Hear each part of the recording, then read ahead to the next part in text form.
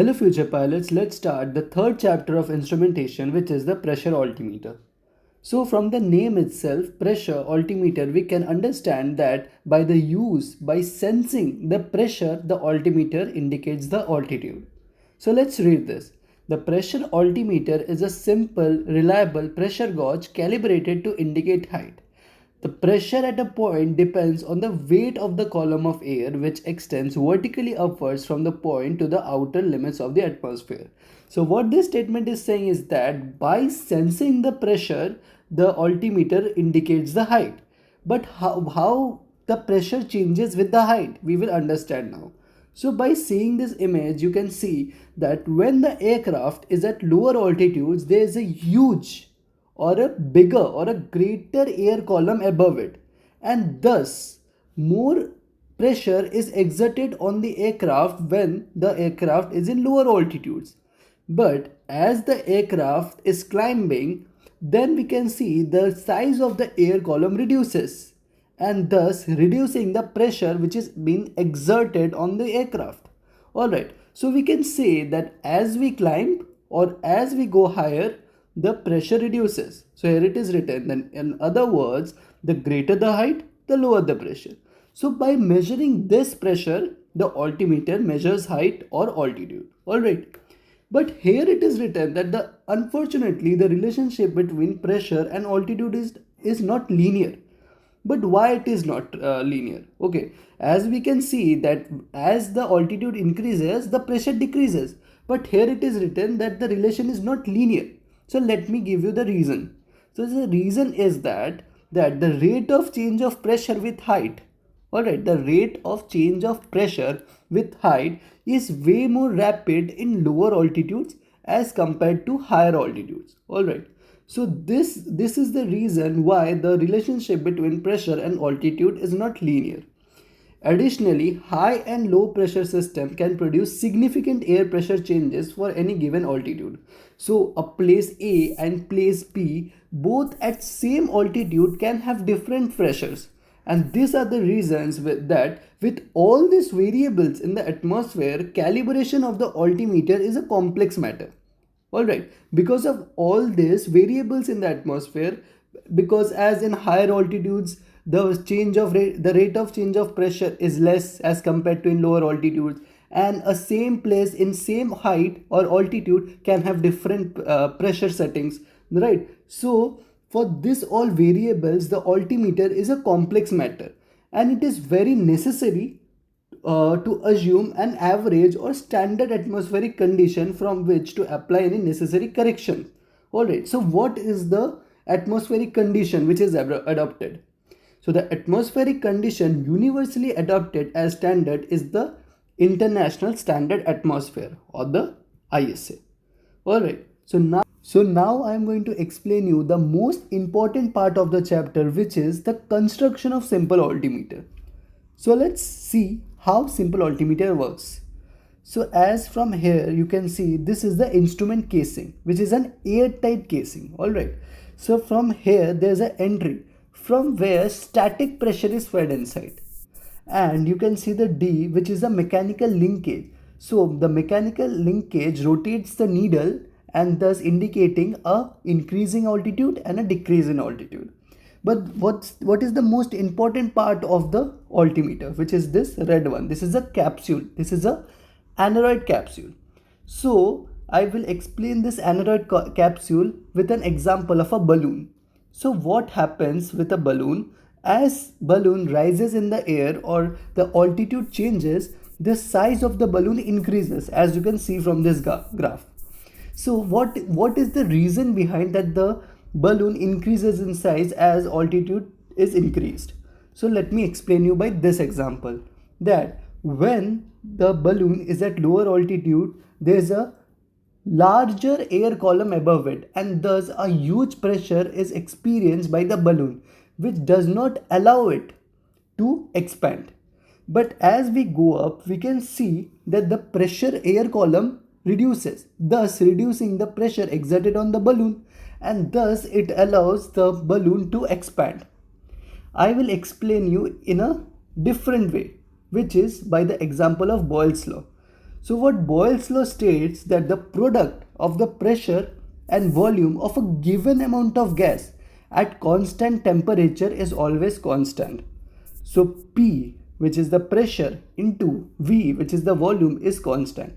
But as we know that as we go up, the pressure reduces. So as the pressure reduces, to make it constant, the volume must be increased. So as volume is increased, the size of the balloon also increases. Alright. So now I will explain you how this works in the instrument. So as static pressure is fed into the instrument casing, so as we climb, what happens? As we climb, the static pressure reduces, and thus this capsule, or we can say the balloon, it expands. And if it expands, the needle rotates clockwise, indicating an increasing altitude. Alright. And when the aircraft descend, what happens? The static pressure increases, and thus this capsule, or we can say the balloon, it again contracts, and thus the needle rotates anti-clockwise, indicating a decrease in altitude. Alright. So now you know how an altimeter works. So let's see what is written here. As altitude increases, the static pressure inside the instrument case decreases. Right? As altitude increases, the static pressure which is inside the instrument case decreases. The capsule expands, like you can see.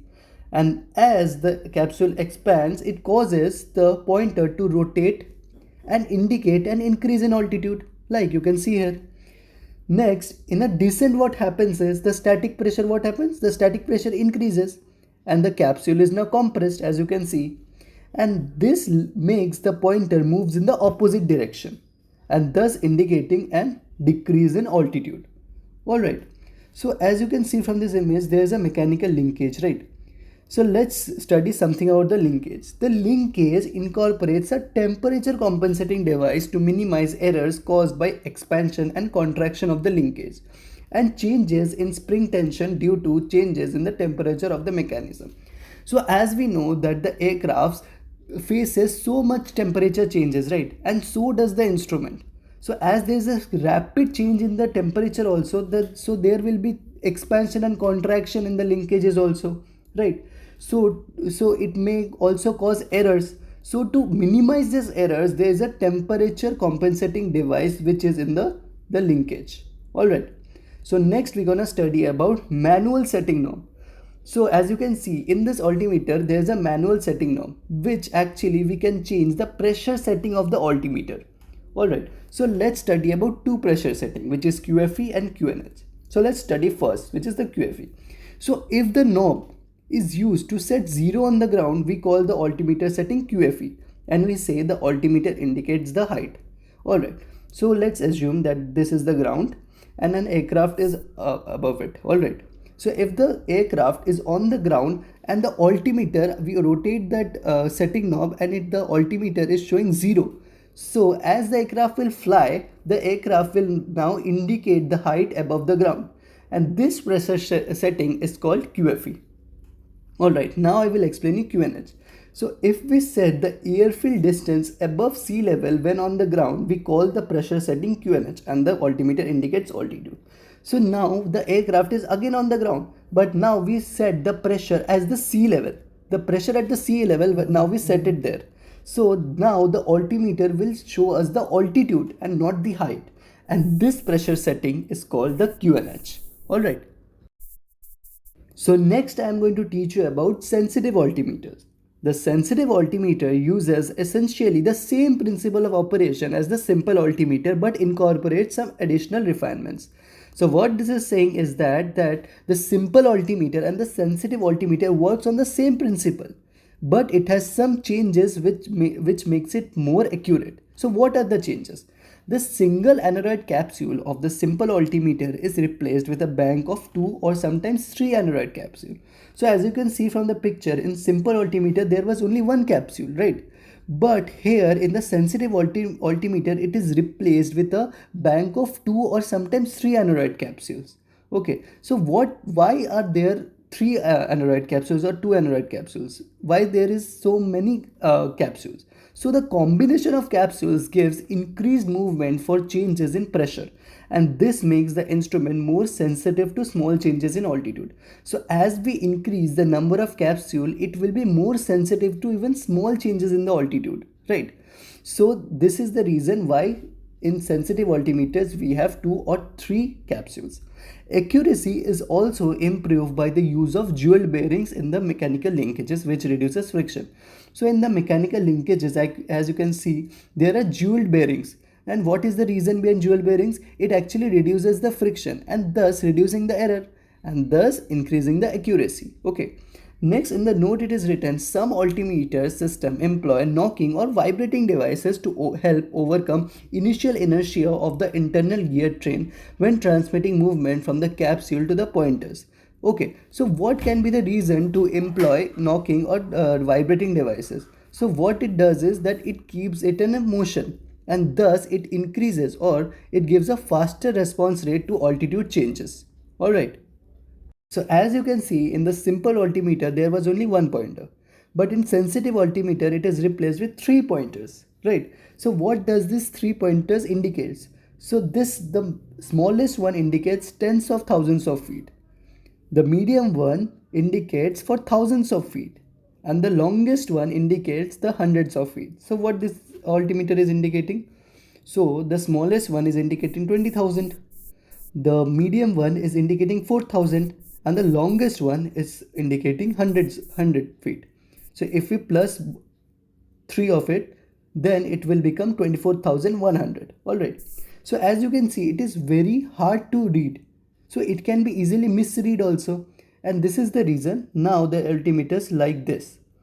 So there's a scale which shows us the altitude, which makes it easy to read. So now we're gonna study about servo assisted altimeters. A further refinement of the pressure altimeter is the servo assisted altimeter, which gives improved accuracy particularly at high altitudes, where the change in air pressure is much more smaller than at low altitudes for a given change in height. So what this statement is saying is that the changes that are made to the pressure altimeter, which makes it more accurate at higher altitudes, because as we know that the rate of change of pressure with height is more rapid in lower altitude as compared to higher altitude. So the principle of the servo assisted altimeter, what makes it more accurate is that the mechanical linkages are now replaced with an electromagnetic system. So let's read this. The principle of the servo assisted altimeter replaces the mechanical linkages with an electromagnetic E and I bar, as you can see, right? So with this E and I bar, minute movements of the capsules can be sensed by this system, and the movements converted into electrical current by an electromagnetic pickoff. The electric current generated is amplified and then used to drive a servo motor which rotates the pointer. So let me explain you. So what happens is, whenever there is a change in the altitude, the capsule expands or contracts. So the I bar changes in its position. So what happens is, whenever the I bar moves, the current flows in the circuit and the current is amplified, which drives the servo motor and it drives the pointer. And thus this is how it is more accurate in higher altitudes, because it senses the minute movements of the capsules. Alright. So in the advantages also it is written that advantages of servo assisted altimeter is that the improved accuracy, especially at higher altitudes. So now we're going to study about errors of altimeter. The first error is position error. This is largely due to the inability to sense the true static pressure outside the aircraft. So this is actually due to suction effect, which causes to sense the static pressure less. The next error is instrument error. Manufacturing imperfection, including friction in the linkage, cause errors. So it is actually due to the manufacturing defects. The next error is maneuver induced error. This is caused by fluctuation of pressure at the static vents during change of mainly pitch attitude and delays in the transmission of pressure changes due to viscous and acoustic effect in the static pipelines. So when there is a change in the pitch attitude, so there is a fluctuations of pressure which happens in the vicinity of the static vents, or we can say there is a turbulent airflow in the vicinity of the static vents, which causes a delay in the transmission of pressure changes. Alright, so this is called maneuver induced error. This pressure I have already explained you very briefly in the previous videos. So the next new error we're gonna study about is the barometric error. Barometric error occurs when an aircraft altimeter is not set to the correct local pressure, leading to an inaccurate altitude indication. So when the correct local pressure is not set, so obviously the altimeter will indicate a wrong altitude. So it will indicate inaccurate indications, right? So this error is called barometric error. The next error is time lag. With many types of altimeter, the response to change of height is not instantaneous. This causes the altimeter to underread in a climb and overread in a descent. The lag is most noticeable when the change in altitude is rapid and prolonged. So what this statement is saying is that there's a delay in the indication of altimeter. So I will explain you with examples. So when the aircraft is climbing, for example, from 10,000 feet to 15,000 feet, the aircraft has already reached 15,000 feet. Okay. So the aircraft has reached 15,000 feet, but the altimeter is still showing that the aircraft is at 14,000 feet. So the altimeter is underreading. So in a climb, the altimeter underreads in a time lag. Next, when the aircraft is descending, so for an example, the aircraft is descending from 15,000 feet to 10,000 feet. The aircraft has already descended to 10,000 feet, but the altimeter is still showing that it is at 11,000 feet. So the altimeter is overreading. So the altimeter overreads in a descent in time lag. All right, and this lag is most noticeable when when the change of altitude is very rapid. Okay, so the next error we're gonna study about is the temperature error. Even with no other errors at all, the pressure altimeter will not indicate true altitude unless the surface temperature and lapse rate of the column of air are those assumed in the calibration. So what this is saying is that the pressure altimeter will only indicate the true altitude only when the surface temperature and the lapse rate of the column of air are those assumed in the calibration. Alright, I hope you understand this.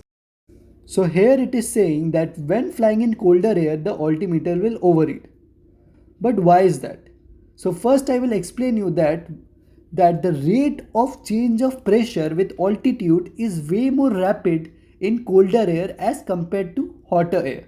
So we can say that for a specific altitude, the pressure will be less in colder air as compared to hot air, right?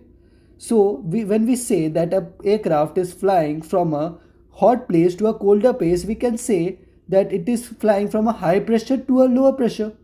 So let's assume the pressure as 1000 hectopascal in place A, and in cold air as it is low pressure as 980 hectopascal, and the aircraft is maintaining 10,000 feet actual. Okay. So when the aircraft flying in a colder air, what will happen is that the indication will be more than 10,000. As the pressure decreases, the altitude increases, right? So the altimeter will overread. It will show more than actual. All right. So I hope I made you understand this. Now I will explain you one of the most important part of the chapter, which is the blockages and leaks. So what will happen if the static becomes blocked? So let's read this. If the static source becomes blocked, the altimeter will not register any change in height. The height at which the blockage occurred will still be indicated regardless of any climb or descent. If the aircraft is climbing, then the altimeter will underread. If the aircraft is descending, then the altimeter will overread. So let me explain you this.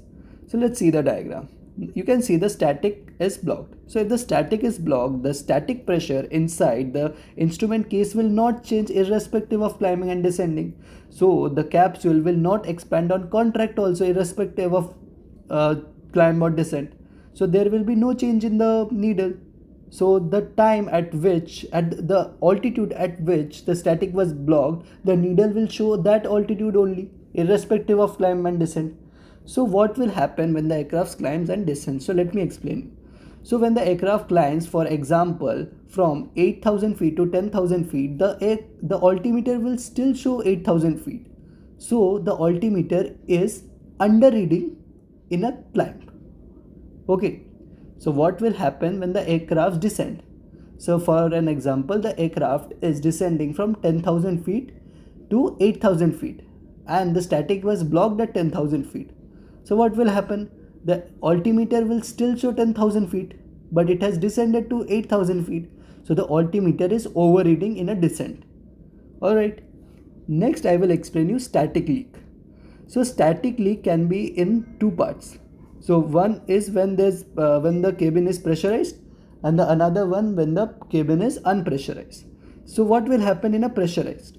When a pressurized, you can understand that when a pressurized cockpit, what happens is, in a pressurized cabin, what happens is that the if even if the aircraft is flying as 35,000 feet or 40,000 feet, the cabin is still pressurized to 8,000 feet.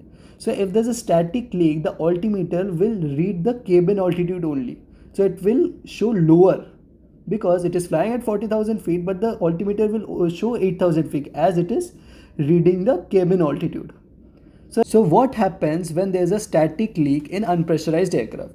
So let's read. A fracture in the static line within an unpressurized aircraft will normally result in the altimeter overreading due to the pressure in the cabin being lower than ambient. So what happens is that as the pressure inside the cabin is lower than the ambient, so the static will be sensed less, right? And if the static is sensed less, what will happen? The altimeter will show more than the actual. So the altimeter will overread when there is a leak in unpressurized aircraft. Alright, so this is the end of the chapter. You will get all these notes in the description, and thank you for watching.